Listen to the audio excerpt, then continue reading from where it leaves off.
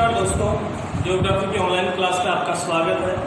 आज हम पढ़ने जा रहे हैं 8वीं पंचवर्षीय योजना, अर्थात पंचवर्षीय योजनाओं के संदर्भ में अपन पढ़ रहे थे, जिसमें आज पढ़ेंगे 8वीं पंचवर्षीय योजना। और 8वीं पंचवर्षीय योजना का जो समय है वो है 1992 से लेकर 1997 तक का समय इस 8वीं पंचवर्षीय योजना के नाम से जाना जाता है।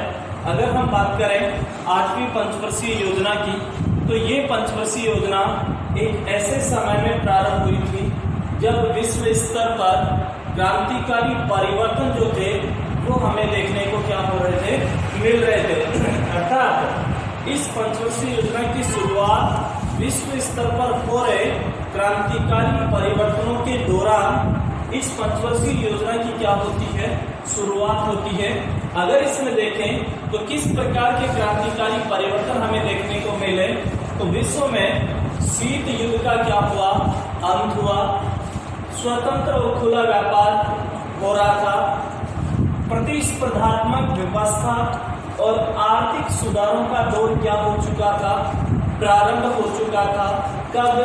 इस 8वीं पंचवर्षीय योजना के समय प्रतिस्पर्धात्मक व्यवस्था, एक दूसरे के प्रति प्रतिस्पर्धा की भावना जो थी वो, और आर्थिक सुधार, अर्थात अपन बात करें 1990 में आर्थिक उदारीकरण की क्या हुई थी, शुरुआत। आर्थिक उदारीकरण, अगर हम बात करें 1990 में आर्थिक उदारीकरण की क्या हो चुकी थी, शुरुआत हो चुकी थी। तो अपन बात करें देश में आर्थिक सुधारों का दौर क्या हो चुका था, प्रारंभ हो चुका था।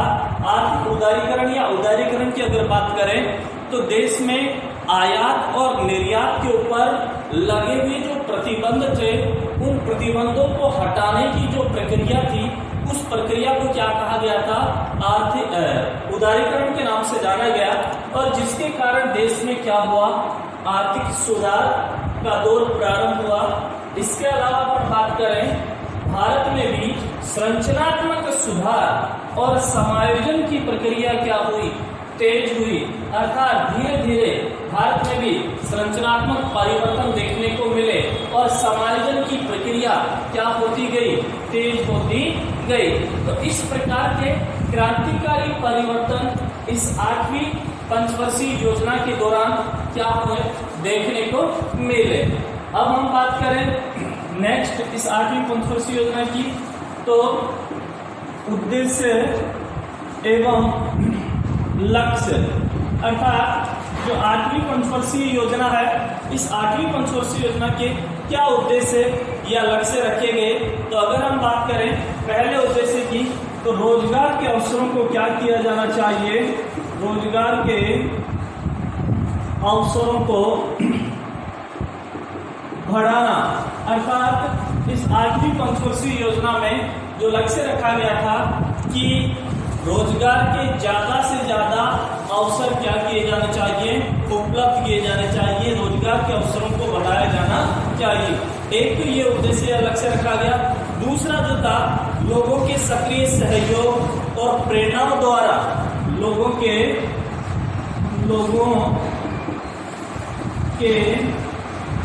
सक्रिय सहयोग एवं प्रेरणाओं से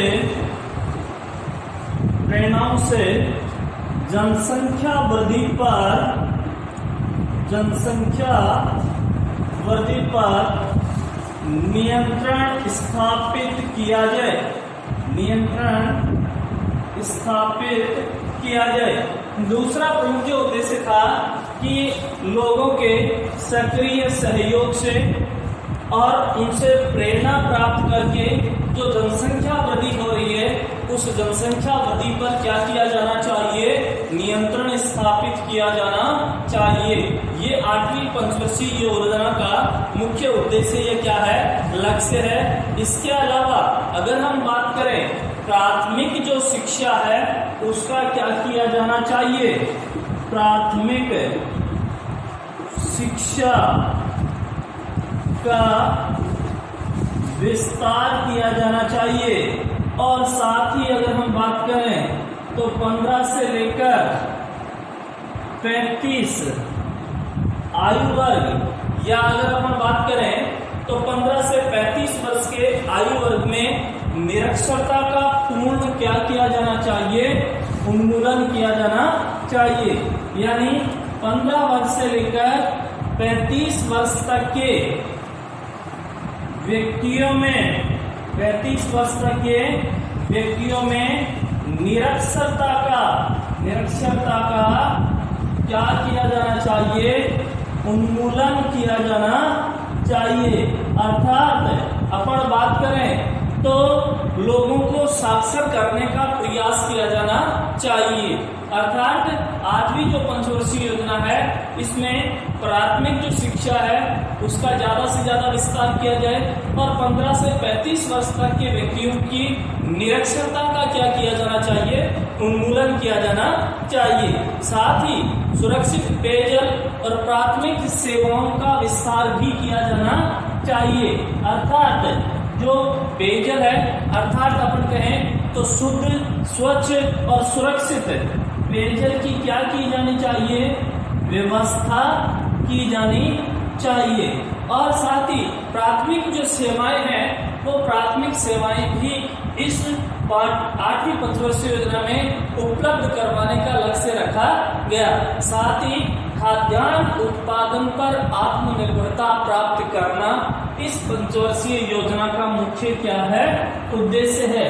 दूसरा अगर अपन बात करें तो खाद्यान्न उत्पादन पर आत्मनिर्भरता प्राप्त करना इस 8वीं पंचवर्षीय योजना का प्रमुख क्या है, उद्देश्य है। इसके अलावा और देखें तो देश में बुनियादी ढांचे को मजबूत करते हुए स्वयं स्फूर्त विकास क्या करना चाहिए, जारी रखना चाहिए। अर्थात देश का जो ये बुनियादी ढांचा है इस बुनियादी ढांचे को और ज्यादा मजबूत करते हुए स्वयं स्फूर्त विकास जारी रखना चाहिए। ये है मुख्य उद्देश्य और लक्ष्य किसके, 8वीं पंचवर्षीय योजना के। आपसे क्वेश्चन पूछ लिया जाए 8वीं पंचवर्षीय योजना के कोई 2 उद्देश्य बताइए तो आप कहेंगे रोजगार के अवसरों को क्या किया जाना चाहिए, बढ़ाया जाना चाहिए, लोगों के सक्रिय सहयोग और प्रेरणाओं से जनसंख्या वृद्धि पर नियंत्रण स्थापित किया जाना चाहिए, प्राथमिक शिक्षा का ज्यादा से ज्यादा विस्तार या प्रसार किया जाना चाहिए, 15 से 35 वर्ष तक के व्यक्तियों में निरक्षरता का उन्मूलन किया जाना, सुरक्षित पेयजल और प्राथमिक सेवाएं क्या करवाना, उपलब्ध करवाना, खाद्यान्न उत्पादन पर क्या होना, आत्मनिर्भरता प्राप्त करना और देश के बुनियादी ढांचे को मजबूत करते हुए स्वयं स्फूर्त विकास क्या रखना, जारी रखना इस पंचवर्षीय योजना का मुख्य क्या रहा है, उद्देश्य रहा है। अब हम बात करेंगे नेक्स्ट कि इस पंचवर्षीय योजना की प्रमुख उपलब्धियां क्या रही या क्या क्या कमियां इस पंचवर्षीय योजना की रही हैं। तो सबसे पहले अपन बात करते हैं उपलब्धियां एवं कमियां। उपलब्धियां एवं कमियां अर्थात इस 8वीं पंचवर्षीय योजना की प्रमुख उपलब्धियां या कमियां क्या रही, तो मैं बता दूं 8वीं योजना में विकास दर 6.8 रही जो कि लक्ष्य से क्या रही, अधिक। तो विकास की दर 8वीं पंचवर्षीय योजना में 6.8% रही जो लक्ष्य से क्या थी, अधिक थी, जो लक्ष्य से क्या रही, अधिक रही। एक तो ये उपलब्धि कि विकास की दर 6.8% जो कि लक्ष्य निर्धारित किया था विकास का उससे क्या रही है, अधिक रही। तो ये एक अच्छी उपलब्धि अपन कह सकते हैं। दूसरे अगर बात करें तो रोजगार के अवसरों में वृद्धि, निर्धनता उन्मूलन अर्थात रोजगार के अवसर बढ़े, रोजगार के अवसर क्या हुए, बढ़े। निर्धनता उन्मूलन अर्थात गरीबी का उन्मूलन हुआ। अर्थात गरीबी दूर हुई। इसके अलावा जनसंख्या वृद्धि दर को सीमित करने की दृष्टि से जनसंख्या वृद्धि को सीमित करने की दृष्टि से सीमित करने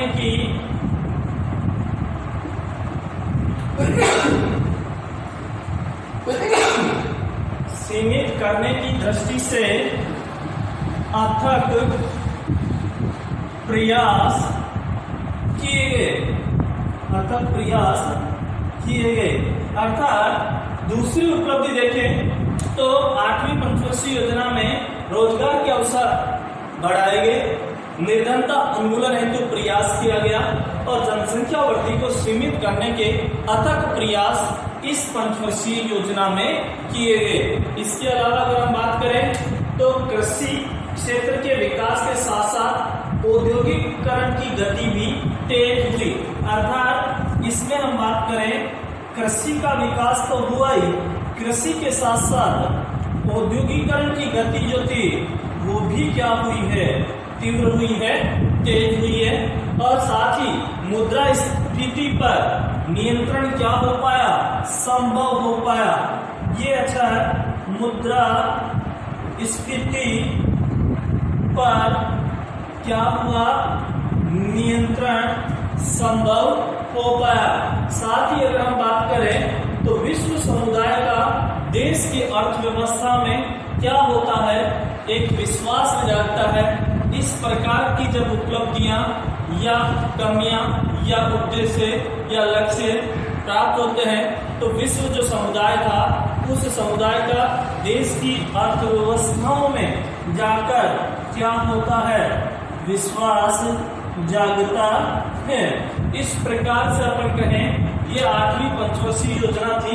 कुछ क्रांतिकारी परिवर्तन हुए, कुछ उद्देश्य और लक्ष्य इसमें निर्धारित किए गए, कुछ उपलब्धियां और कमियां इस 8वीं पंचवर्षीय योजना में क्या की गई, निर्धारित या प्राप्त की गई। अब हम बात करेंगे, देखो नेक्स्ट जो पंचवर्षीय योजना है 9वीं पंचवर्षीय योजना, 9वीं पंचवर्षीय योजना।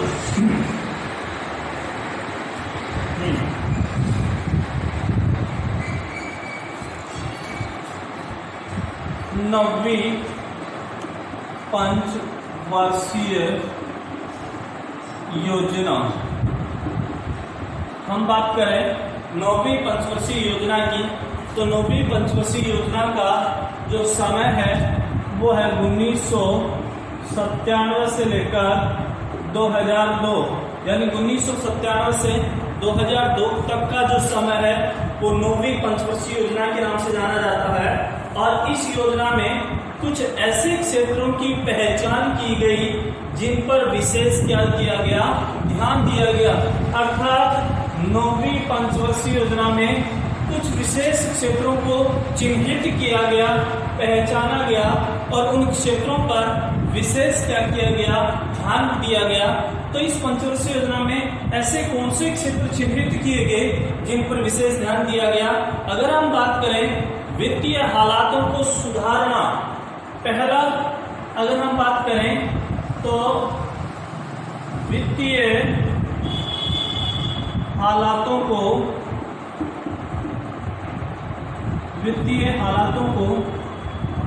सुधारना, देश के वित्तीय जो हालात हैं उन वित्तीय हालातों में सुधार करना इस पंचवर्षीय योजना का प्रमुख क्या रहा, उद्देश्य रहा।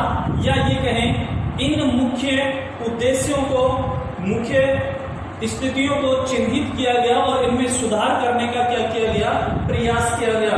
दूसरा मुख्य जो कार्य है, दूसरा मुख्य जो क्षेत्र है जिसे पहचाना गया, चिन्हित किया गया, वो था दीर्घकालीन नीति तैयार कर राज्यों और केंद्र सरकार के राजकोषीय घाटे को क्या करना, कम करना। दूसरा प्रमुख जो क्षेत्र है उसमें क्या किया गया, दीर्घकालीन नीति तैयार करके केंद्र व राज्य सरकारों, केंद्र व राज्य सरकारों के राजकोषीय घाटे को क्या करना, दूर करना। ठीक है। दूसरा प्रमुख क्षेत्र जिसे चिन्हित करके उनमें सुधार करने का प्रयास किया गया कि दीर्घकालीन नीति तैयार की जाए, दीर्घकालीन योजना बनाई जाए और उस योजना के माध्यम से केंद्र और जो राज्य सरकारें हैं, केंद्र और राज्य सरकारों की जो राजकोषीय घाटा है उस घाटे को क्या करना, दूर करने का एक प्लान क्या करना चाहिए, दूर करना चाहिए। ऐसा प्रयास 9वीं पंचवर्षीय योजना में किया गया। दूसरा अगर अपन बात करें, निर्यात को ज्यादा से ज्यादा क्या किया जाए, बढ़ावा दिया जाए, निर्यात को बढ़ावा देना।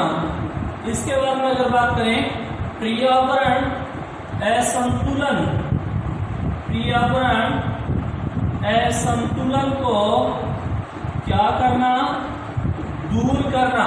अर्थात ज्यादा से ज्यादा निर्यात को बढ़ावा दिया जाए, पर्यावरण में फैली हुई असंतुलन की स्थिति को दूर करना और साथ ही पंचायत राज प्रणाली को सशक्त करते हुए, ये अच्छा है, पंचायत राज प्रणाली, पंचायत राज प्रणाली को सशक्त करते हुए जन भागीदारी अर्थात लोगों की भागीदारी इसमें क्या करना, सुनिश्चित करना, ये मुख्य क्षेत्र निर्धारित किए गए।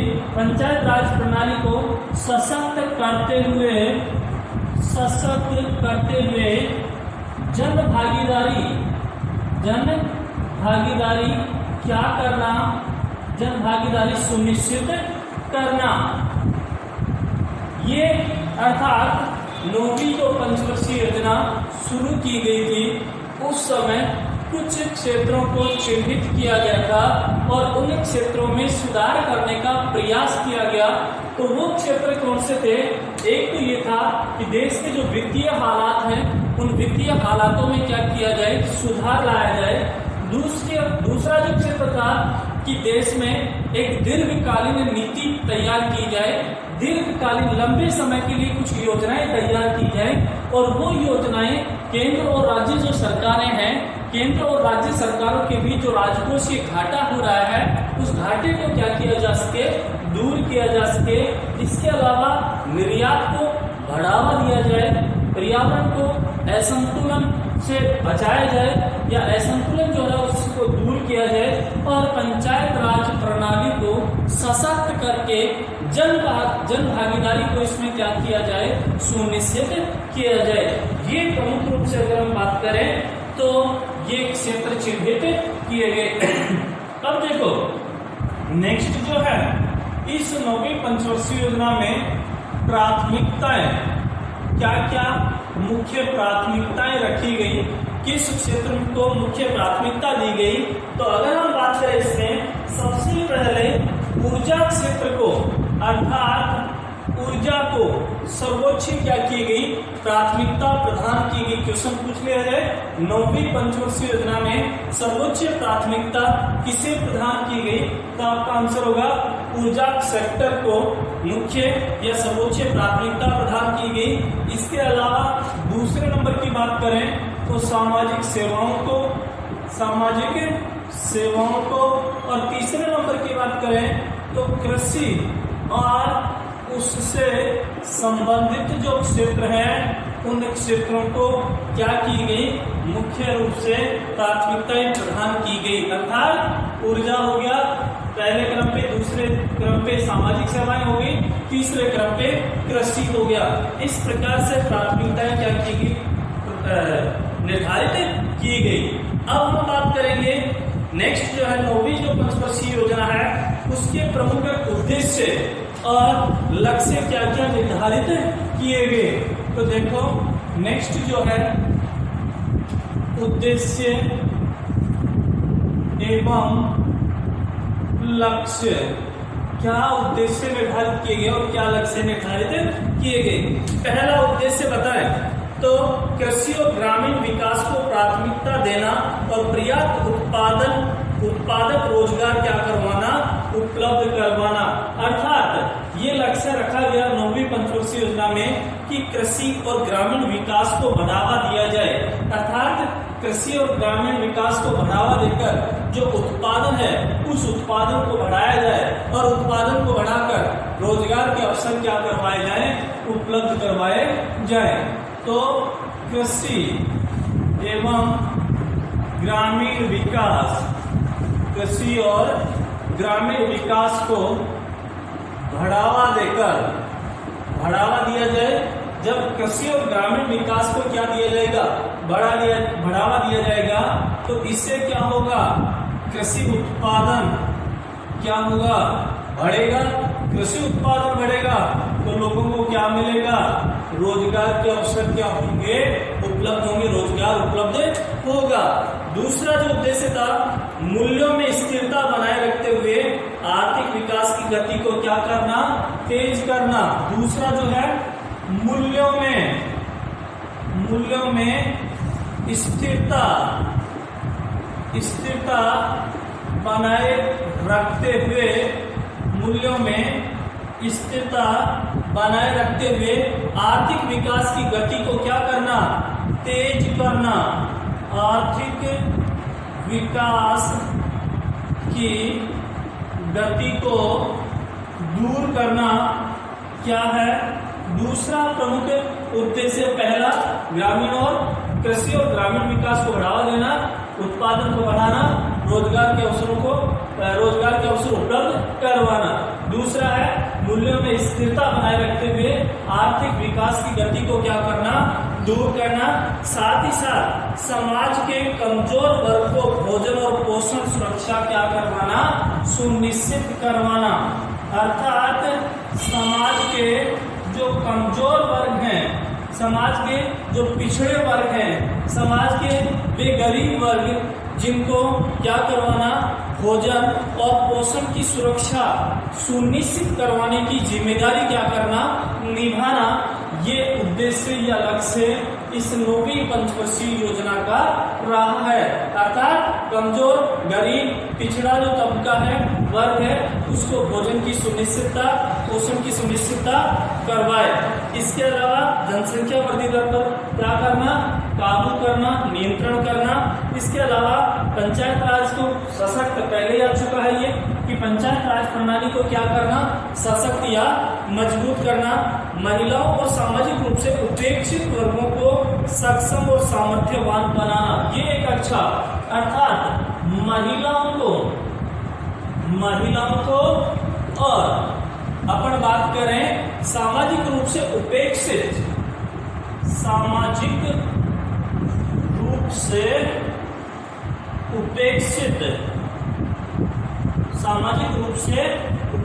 जो महिलाएं हैं या वर्ग हैं, उनको क्या करना, सक्षम बनाना। अर्थात महिलाओं को और सामाजिक रूप से उपेक्षित जो वर्ग है, जिनकी समाज के द्वारा क्या कर दी गई है, उपेक्षा कर दी गई है, उनको सक्षम और सामर्थ्यवान बनाना इस योजना का मुख्य क्या है, उद्देश्य है। इसके अलावा अगर हम बात करें आत्मनिर्भरता प्राप्त करने की, क्योंकि यहाँ आ चुका है, आत्मनिर्भरता की भी बात आई थी कि जो खाद्यान्न है उस खाद्यान्न के उत्पादन में देश को क्या करना, आत्मनिर्भर बनाना। तो ये कुछ मुख्य उद्देश्य और लक्ष्य इस पंचवर्षीय योजना में क्या किए गए, रखे गए। इसके अलावा अगर हम बात करें तो इसमें से प्रधानमंत्री की विशेष कार्य योजना की शुरुआत भी हुई। देखो SAP, प्रधानमंत्री विशेष कार्य योजना, याद रखना पूरा नाम, सेट का पूरा नाम है प्रधानमंत्री विशेष कार्य योजना। और इस विशेष कार्य योजना के तहत 21,946 करोड़ रुपए का क्या किया गया है, प्रावधान किया गया है। 21,946 करोड़ रुपए का प्रावधान इससे या प्रधानमंत्री विशेष कार्य योजना के लिए किया गया है, जिसमें ये जो पैसा खर्च होगा मुख्य रूप से खाद्यान्न पे, कृषि पे, सूचना पे और पेयजल पे विशेष रूप से क्या किया जाएगा, ध्यान दिया जाएगा। तो ये था सेट। इसके अलावा लास्ट जो बचा है इसमें प्राथमिकताएं हो गई। अब है उपलब्धियां और कमियां। क्या क्या उपलब्धियां रही और क्या क्या इसमें कमियां रही। उपलब्धियां एवं कमियों की बात करें तो देखो इसमें ये कहा गया कि योजना में काफी व्यवहारिक व उपयोगी बनाने का प्रयास किया गया। इस योजना को, कौन सी, 9वीं पंचवर्षीय योजना को काफी हद तक व्यवहारिक बनाने का प्रयास किया गया और उपयोगी बनाने का प्रयास इस पंचवर्षीय योजना को किया गया। योजना में 15 वर्षों के लिए दीर्घकालीन नियोजन के लक्ष्य क्या किए गए, निर्धारित किए गए, क्योंकि ये पहले इसमें बताया गया था। अर्थात योजना में जो लक्ष्य वगैरह, जो उद्देश्य वगैरह निर्धारित किए गए थे वो दीर्घकालीन थे, अर्थात लंबे समय के लिए 15 वर्षों तक के लिए क्या किए गए, लक्ष्य या उद्देश्य क्या किए गए, निर्धारित किए गए।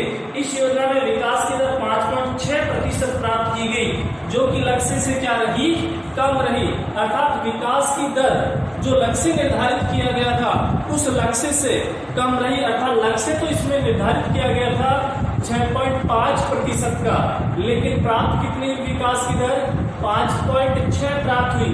तो विकास की दर जो थी वो अपन बात करें लक्ष्य से कम क्या हुई, प्राप्त हुई। साथ ही हम बात करें औद्योगिक दृष्टि से देश मंदी की चपेट में आ गया और कृषि उत्पादन में भी क्या होता गया, उतार चढ़ाव आता गया।